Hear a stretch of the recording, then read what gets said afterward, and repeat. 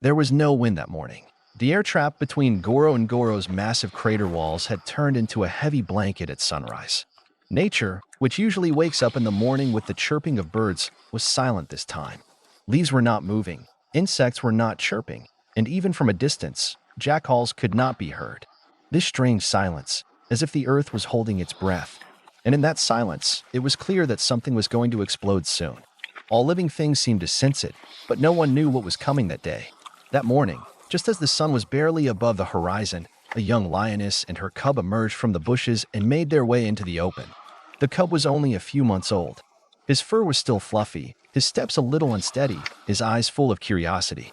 It walked in its mother's shadow, occasionally stopping to look at an insect, then following her again. But their main target was the nearby water well, the last source of potable water in this area. The drought had dried up almost all the ponds for weeks, and the animals were no longer gathering peacefully, but desperately fighting thirst. The lioness was cautious. Every morning she took a long sniff of the air before approaching the well. There were often signs of leopard tracks, sometimes jackals. But that morning, there was nothing. The silence made even the mother uneasy, and just then, the earth vibrated, very faintly, but clearly. The mother lion pricked up her ears. Her pupils dilated. The cub quickly moved behind her, resting his head on her legs. Within seconds, a cloud of dust rose from the bushes. Something was approaching. Heavy. A giant. The first sound to break the silence was a giant foot landing on the ground. An elephant. But this was no ordinary elephant. It was an old but still strong male elephant, weighing hundreds of kilos. There was anger in his eyes, not fatigue. It was rumored that he had been coming to this area a lot lately, and he had declared the water well his territory. No other creature was allowed near. Whether it was lions, zebras, or any other elephant, this male had become a deadly threat to everyone.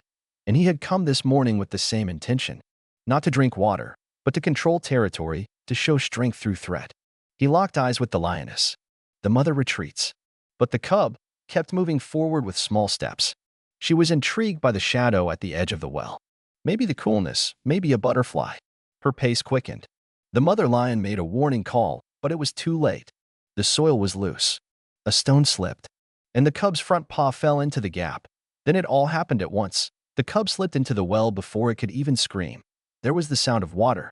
Then silence. A second later, the lioness's ears retracted. Her fur stood on end. Her eyes were wild with fear and anger. She ran to the well, stuck her head in and searched, but no cub. The water was murky. It was dark. The male elephant must have seen the calf in the well. He took another step closer. He came to the edge of the well. His big trunk lifted into the air. He walked in circles. His eyes were bright. There was something in them. Maybe curiosity, maybe threat, maybe a decision that no one had ever witnessed before. But at that moment, someone else stepped into that cloud of dust. Darian Kellan. He was a forest ranger who had been patrolling the Ngoro Ngoro Wildlife Reserve for years. That morning, he had set off on an ordinary route. But when his eyes caught sight of the dust cloud rising in the distance, something inside him stirred. Instinct? Experience? Maybe just a bad feeling. But he swerved in that direction. And a few minutes later, the sight he saw would change the course of his life. Before his eyes, there was a giant elephant by a well, a screaming mother lion, and an absent cub. And out of the water, there was a faintly fluttering sound. Darian didn't stop. He stopped the car and jumped out. Protocol? Orders? Don't approach if there's an elephant. Danger if there's a mother lion.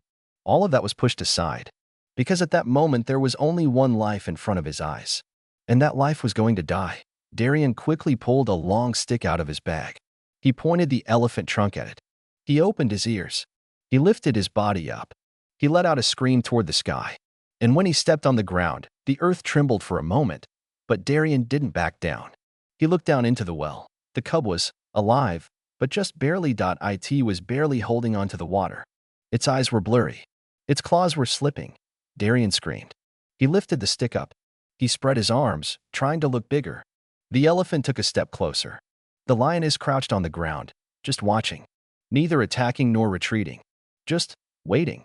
Darian charged forward. He came to the edge of the well. He put the stick in the water, but he couldn't reach it. It was too deep. Just then, the elephant swung its trunk over Darian. Suddenly, he lost his balance and fell to the ground. Mud, dirt, stones, everything filled his eyes. But at that moment, something happened. The elephant's trunk slowly reached down into the well. Darian, wiping his eyes, saw it, the elephant leaning into the water. Its trunk approached the lion cub. He didn't touch it at first. He only dipped it gently a few times. Then slowly, carefully, he grasped the cub. The mother lion stood up.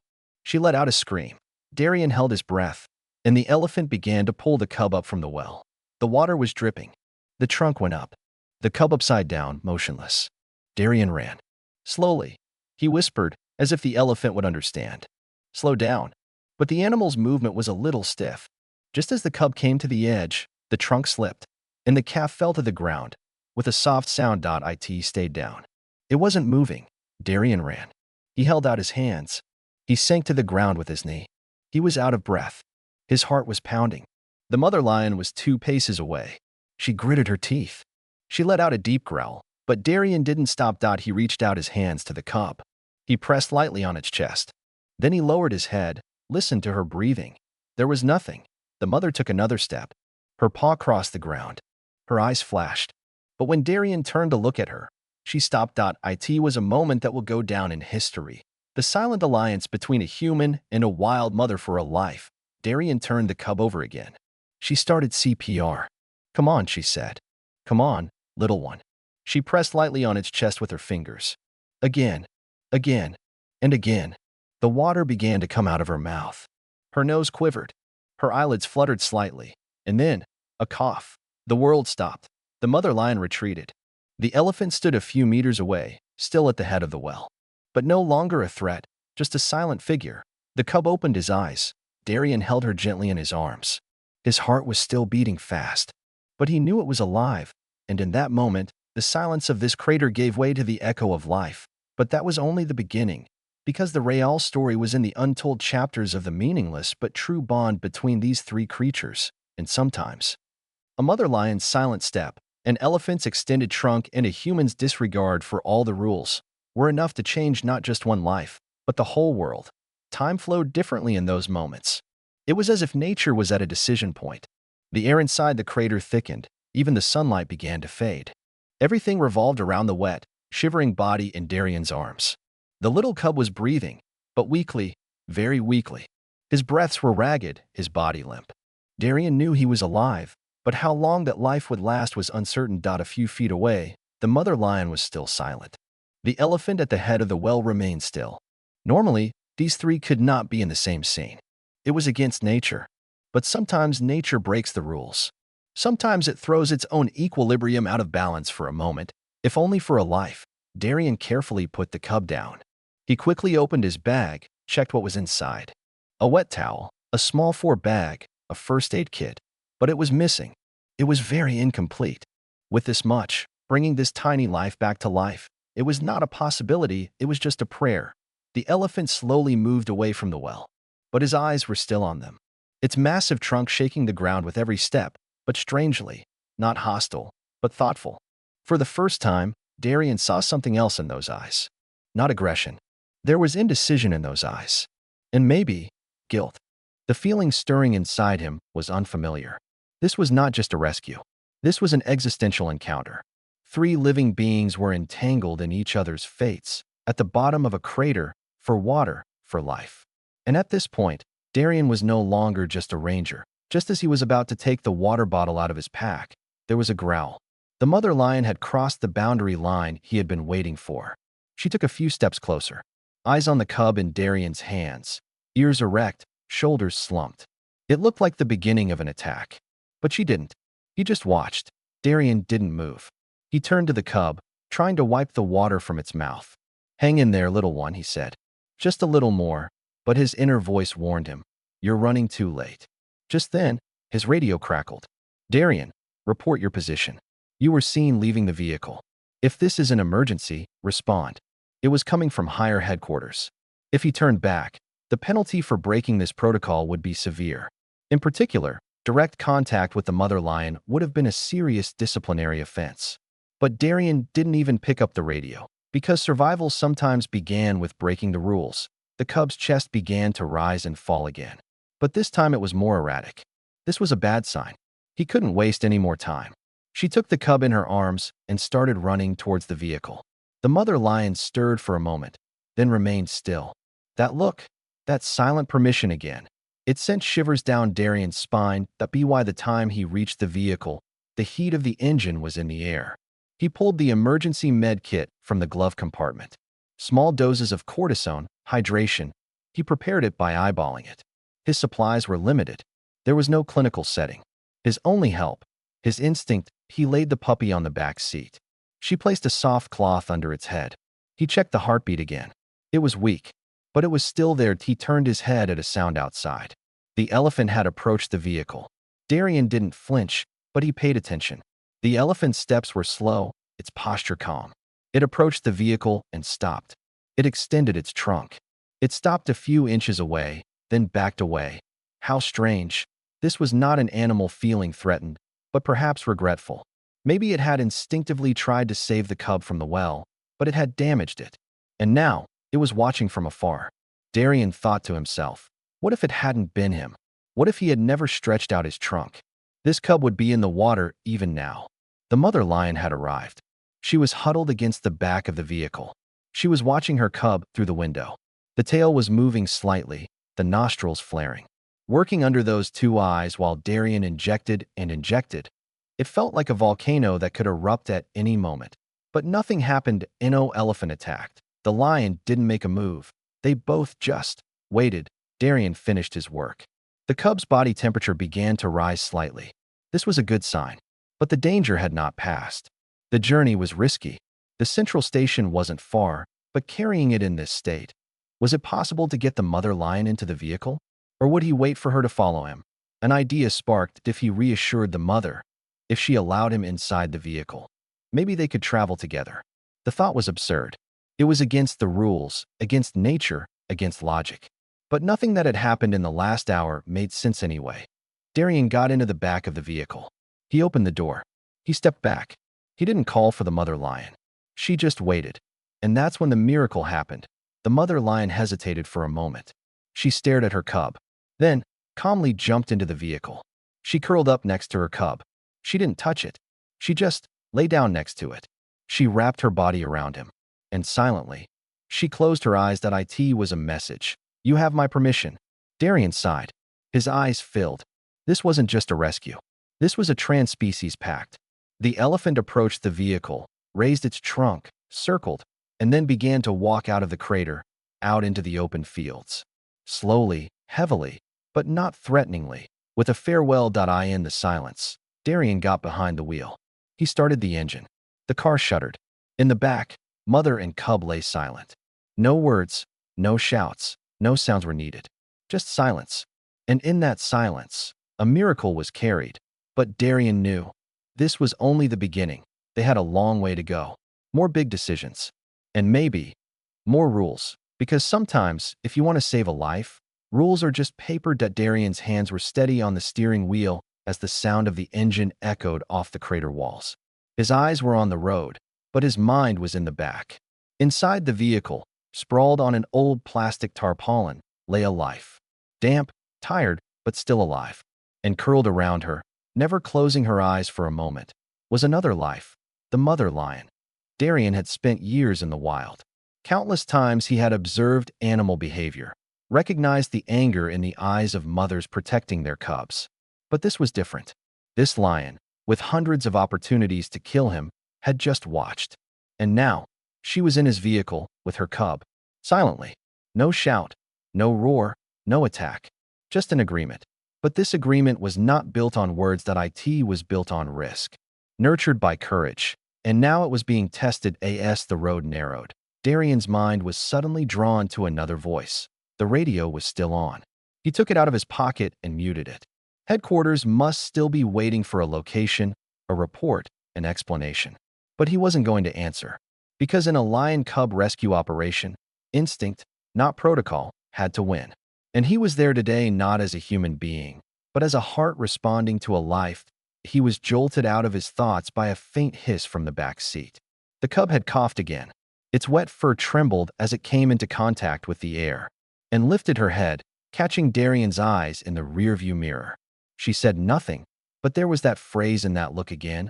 I give my permission. In that moment, Darian thought, In the wild, trust is not built with words. It takes courage for an animal, especially a lioness, to share such a distance with a human being. And this scene was much more than an ordinary wild animal rescue story. As the vehicle exited the crater, the shadow of the trees appeared. The road was more stony now. The tremors echoed inside the vehicle, shaking the tarpaulin on the back seat. The mother lion didn't react. But suddenly, the engine made a strange noise. Darian took his foot off the gas. Something seemed to be rubbing under the car. "No, not now," he said quietly. "I in the middle of a hill." The engine coughed and stopped. Darian leaned over the steering wheel. He closed his eyes. He took a deep breath. Then he came to his senses. There was no panic, but there was no time. The cub coughed again. Weaker this time, Dottie got out of the car. He opened the hood. Steam poured out. The engine had overheated. It would take time to cool down. But time was no longer a luxury. He went back inside the car. The mother lion's gaze had changed. More alert, more tense. The cub turned its head and looked slightly toward Darian. There was a blurring, a dissolving in her eyes. She was having trouble breathing. Darian grabbed his first aid kit. With all the knowledge he had, he did everything that could be done in a short time. But one thing was missing: cold water. And the only place to find it. The well they had just left. He cursed himself. "I should have gone back," he said to himself. There was life there, not just thirst. But to go back, what would the mother lion do? Leaving her there alone, it was impossible. What if she carried the cub as she walked? Was the elephant still there? What if she got aggressive this time? What if he didn't give her another chance? At that moment, there was movement from the back seat. The mother lion had stood up, and she was looking at Darian. They were only a few meters apart. They locked eyes. Then, the lion came out. Slowly, cautiously, but determined, he started walking in the direction of the well. Darian didn't understand at first. He followed. When he was a few meters from the vehicle, the lion stopped. It turned back. They locked eyes. Darian recognized that look now. It was a call. "Come." He embraced the cub. He wrapped it in a blanket. Slowly, he followed the mother lion. It was the kind of scene you wouldn't see in a lion-cub rescue story. A human and a wild mother walking together towards a goal. Along the way, birds fled, the wind shifted. But the steps never stopped. When they reached the well, the unexpected happened. The elephant was there, but this time he didn't draw water with his hose. He didn't hit the ground and threaten. He had his head down, his body almost shrunken, and he was looking at Darian. Darian approached slowly. He did not put the cub down. The mother lion took a step forward, and she locked eyes with the elephant. Something happened there.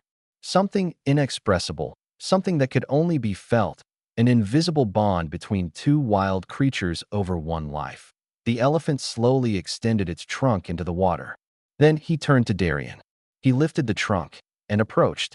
Darian instinctively tensed, but didn't pull back. The elephant extended the trunk toward the cub's blanket.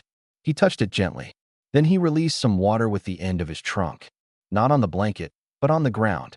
Clean, cool, vital water. Darian reached out his hand. He palmed the water. He poured it into a bottle. He dripped it on the pup's lips. At first, there was no reaction.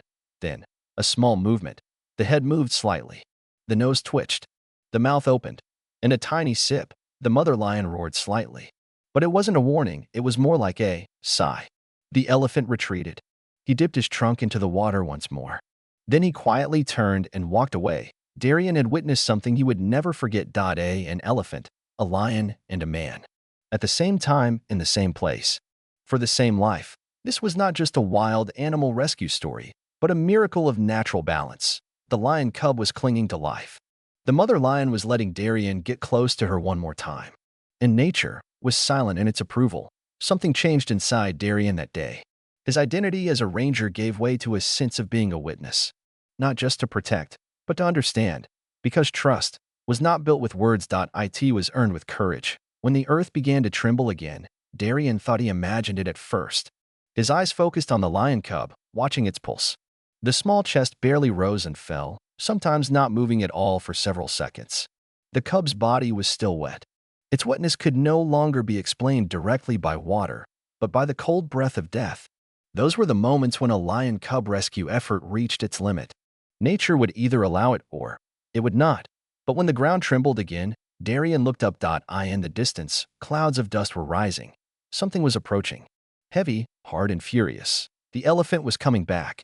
But this time it was different. This giant animal, which had been calm, even thoughtful, in previous encounters, was now much faster and more determined.